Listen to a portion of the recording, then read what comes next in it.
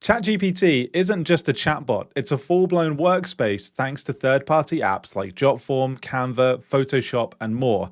Today, I'm going to show you the top 5 apps that integrate right inside ChatGPT for productivity so that you can get more done without having to switch tabs. Let's dive in.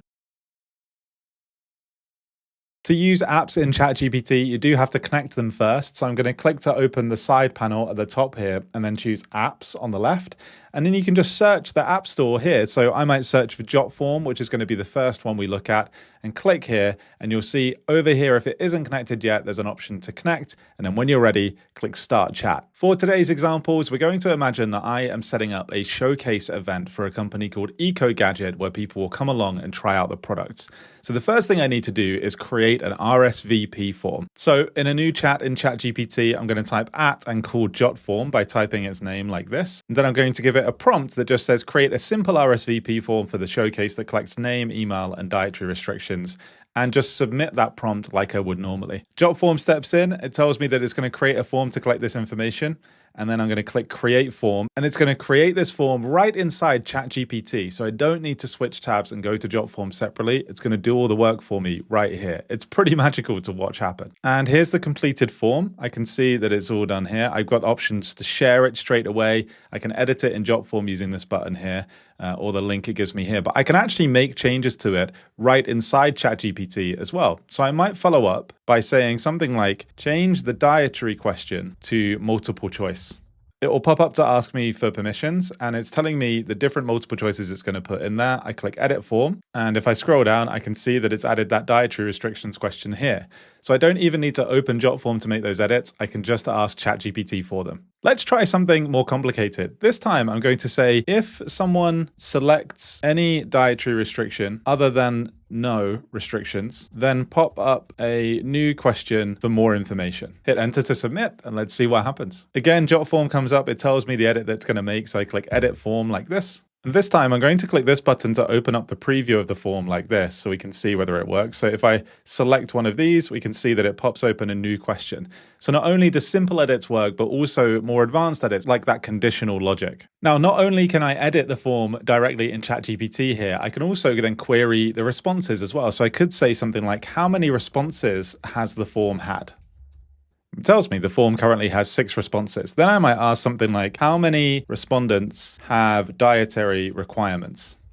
And it shows me that there are 2 responses, Hassan and John, who have selected that they've got dietary requirements. Really helpful. It means that I don't have to separately go and look this up myself. I can just ask questions in natural language. And you can do way more with your Jotform form directly in ChatGPT, like add an AI agent that will help answer questions of people that are completing the form too. Let's start a new chat now though, and imagine that I want to make a poster to promote this, and I want to use Canva to do it. Again, Canva is an app that works in ChatGPT. So I type @Canva like this and say, create a poster for my upcoming event using the following details. And I'm going to paste some details about the event that it can use. Canva tells me it's going to generate this poster. So I click Generate Design. And you can see here it's created 4 nice designs. If I click on one of them, like this first one, it opens up in full screen like so. And if I want to, I can click on Open in Canva on the top right of the screen here.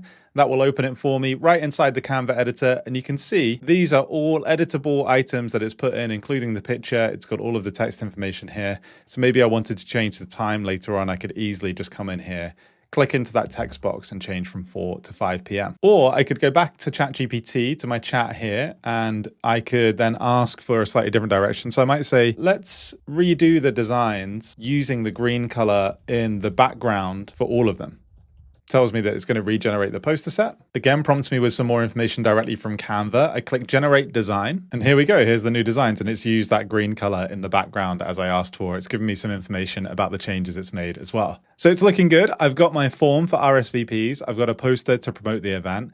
Now what I want to do is create another new chat, and this time I'm going to type @ and choose Photoshop. And let's imagine I've got some speaker headshots that I want to remove the backgrounds from so that I can use them in the different marketing materials. So I'm going to click the plus button in ChatGPT, and I'm going to add these 3 headshots that I have of different speakers like this and say, remove the background from these images. and Photoshop got straight to work. Here's the first one already done. It's removed the background for me so I could download that and then use it. And if I scroll down, it's now working on the other two and it will give me them all there. And I didn't even need an Adobe account to do that. I can just connect Photoshop in ChatGPT and it will do this work for me. Pretty mind-blowing. And really, this is all just about saving time, because before I would have had to separately go and take those images, open them in Photoshop, remove the background myself, save them, and go and create the design for the poster and put them in there. Now, ChatGPT is helping me do a lot of that work. And talking of saving time, I also need to create a playlist for the background music at the event that I'm running. So I'm going to create another new chat up here on the top left.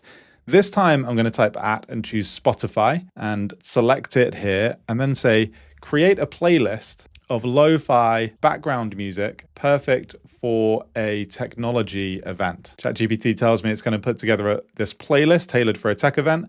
And if I scroll down, I can see the playlist that it's put together, and I can even click to preview these different tracks as well. And again, before, I would have had to manually go into Spotify, create a playlist, and go and choose all those different tracks that I might want to use. It doesn't just do playlists though, it can also find things that you want. So I could also say, find a podcast about sustainable technology where I could appear as a guest. ChatGPT tells me it's searching Spotify for sustainable technology podcasts. And here we go, it's given me a few different ideas. So even as a research tool, it can help me find places where I might want to appear, and then I could go and promote this event. Now let's have a look at one more ChatGPT app. I'm going to open a new chat up here, and imagine that I need to create a presentation to be used during the event that goes into a bit more detail about each of the products that people will be trying.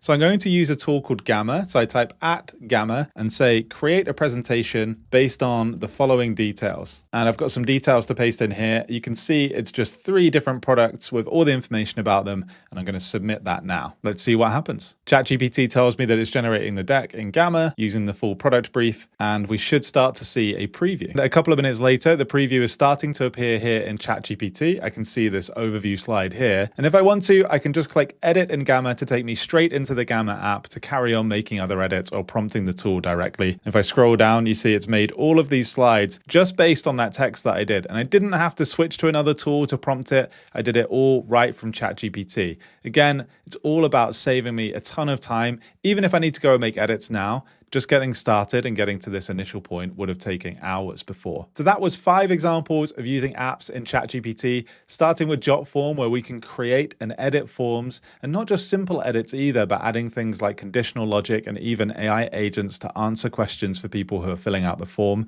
through to designing with tools like Canva to create posters or social media posts, Photoshop for editing and manipulating images right inside ChatGPT, Spotify for creating playlists or finding things that might be helpful for you, and then finally creating presentations in Gamma. Give the video a like if it was helpful. You can get started with Jotform at the links in the description, and I'll see you in the next one.